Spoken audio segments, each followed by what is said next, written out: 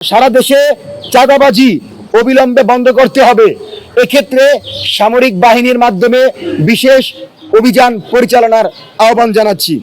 দ্বিতীয়ত, রমজানে দ্রব্যমূল্যের যে লাগামহীন ঊর্ধ্বগতি সেটা নিয়ন্ত্রণের জন্য বাজার মনিটরিং এর ব্যবস্থা করতে হবে এবং দ্রব্যমূল্যের ঊর্ধ্বগতি যে কোনো মূল্যে নিয়ন্ত্রণ করতে হবে। জুলাই গণ অভ্যুত্থানে যে সকল সাংবাদিকরা জুলাইয়ের পক্ষে ছিলেন তাদেরকে কোনো ট্যাগিং দিয়ে তাদেরকে চাকরি থেকে বের করে দেয়া যাবে না।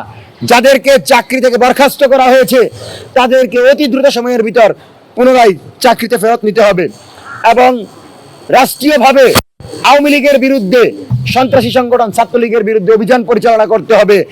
বাংলাদেশের কোনো প্রান্তে আওয়ামী লীগের অফিস খুলে দেওয়া যাবে না। বাংলাদেশের কোনো শহীদ মিনারে আওয়ামী লীগকে ফুল দেওয়ার সুযোগ দেওয়া যাবে না। বাংলাদেশের কোন গ্রামে আওয়ামী লীগের একজন নেতা কর্মী বিএনপির সমর্থন নিয়ে ঘুরে বেড়াবে সেই সুযোগ দেওয়া যাবে না। আমরা আপনাদেরকে বলছি, এবং এটা যদি সরকার আমাদেরকে সুযোগ না দেয়, আমাদের বিরুদ্ধে পদক্ষেপ নেয়, তবু আমরা বলছি 26শে মার্চ যদি বাংলাদেশের কোন প্রান্তে আওয়ামী লীগ বের হওয়ার চেষ্টা করে বাঁশের লাঠি দিয়ে আমরা তাদেরকে প্রতিহত করব, তখন আপনারা মব দেখাইতে আসবেন না। আমরা মব করি না। যারা সন্ত্রাসী করে বাংলাদেশের জনগণের বিপরীতে গিয়ে আমার রাষ্ট্রের বিরুদ্ধে ষড়যন্ত্র করে তাদেরকে প্রতিহত করার জন্য যদি আবারও মাঠে নামতে হয়, আবারও আমাদেরকে জুলাইয়ের মতো মাঠে এসে স্লোগান দিতে হয়, আমরা নামতে রাজি আছি। কিন্তু বাংলাদেশে আওয়ামী লীগ 14 দল বাকশালী মুজিববাদী কাউকে আমরা স্পেস দিতে রাজি না।